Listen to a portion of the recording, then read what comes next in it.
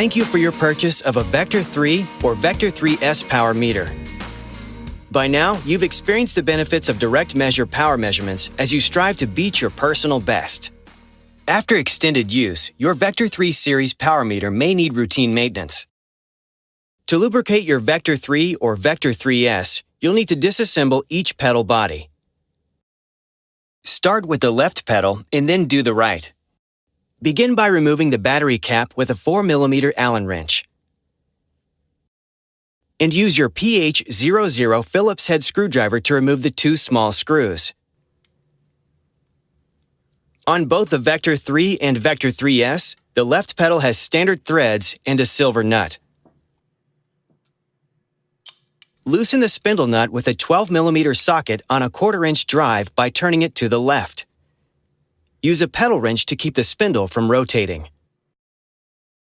Slide out the spindle. Carefully remove the two seals from the pedal body with your small screwdriver so you don't scratch or damage them. Wipe off old grease with a clean rag. Inspect the seals and replace them if they're damaged. Reinstall the inner seal with the cone end facing toward the crank. Press it down so it's flush against the bearing. Slide the second seal onto the shaft of the spindle with its cone facing toward the crank. Apply a good bit of grease to the bearing and push it into the bearing with a cotton swab or your gloved finger. Then add a little bit along the spindle. Insert the spindle into the pedal body.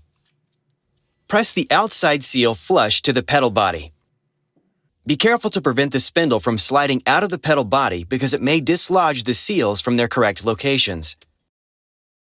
Clean excess grease from the electrical connector on the end of the spindle and reinstall the spindle nut with the larger step toward the spindle. Again, using a pedal wrench to keep the spindle from turning. Tighten the spindle nut with a 12mm socket and torque it to 10 Nm. Replace the battery board. Rotate to align the holes and reinstall the screws. The board should sit flush. Reinstall the batteries. The LED on the crank end of the spindle should illuminate to indicate the pedal has power. You're ready to reinstall the pedal onto your bike with a 15mm pedal wrench. Repeat the procedure on the right pedal. If you have a Vector 3S set, the right pedal will not have parts related to the batteries. Note that the right pedal spindle has reverse threads and a black nut. You'll need to loosen the nut with a 12mm socket by turning it to the right and tighten it by turning it to the left. Once you've reinstalled the pedals, you're ready to go for a ride. Thanks for watching.